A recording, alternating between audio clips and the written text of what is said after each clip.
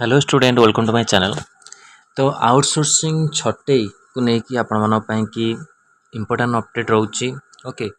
आपणकर केन्दुझर जिला हॉस्पिटल कर्मचारी संघ तरफ यहाँ नोटिस रोचे विषय में डिटेल्स जाना से छटई क्यों उद्देश्य कर विषय में जाना डिटेल्स। तो देखो ये आपटा नोटिस रोचे आपणकर 19/5/2026। ओके, रेफरेंस नंबर रोचे ZHAS 360/2026। माननीय श्रीजुक्त जिलापाल महोदय केन्द्र ओडिशा। विषय कौन रही ना छटई कर्मचारी मानक पुनः नियुक्ति दिज्व मासिक वेतन ठीक समय प्रदान करने संबंध में यहाँ आपको लिखाई। महाशय, आम्बे केन्दुझर जिला हॉस्पिटल कर्मचारी संघ BMC अनुरोध आपण अवगति निमंते जनाऊँ कि L&K service private limited, capital outsourcing and management service private limited, silicon infocare private limited and mind track technologies, Utkal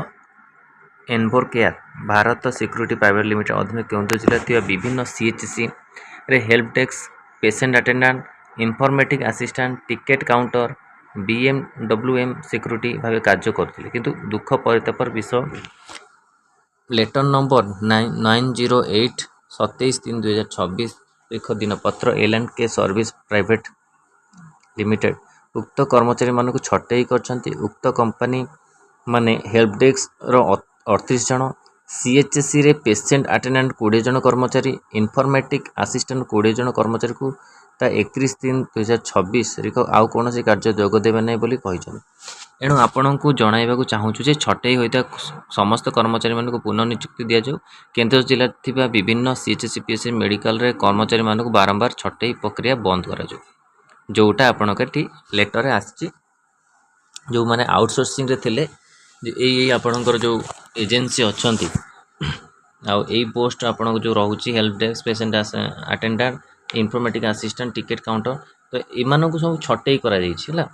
केते कौन 20 जन को छटई कर पेशेंट अटेंडेंट रे, हेल्प डेस्क 38 जन को, इनफॉर्मेटिक रे असिस्टेंट 20 जन एम सब छटई होती जो आपको लिखा पड़ी जिलापाल पाखक गोटे लेटर जो लेटर लिखाई पुनः नियुक्ति देवाई। छटई होता समस्त कर्मचारी पुनः नियुक्ति करा न जाए कर्मचारी मासिक दरमा ठीक समय प्रदान खाई सारे एणु प्रदान करा न जाए आसंता 15 दिन में किसी समाधान कर आम्भे 5/6 शुक्रदिन हॉस्पिटल ठिका श्रमिक मैंने बाध्य जिलापाल ऑफिस सम्मुखें अनिर्दिष्ट काल कार्य बंद आरंभ कर गणधारणा बसी रही।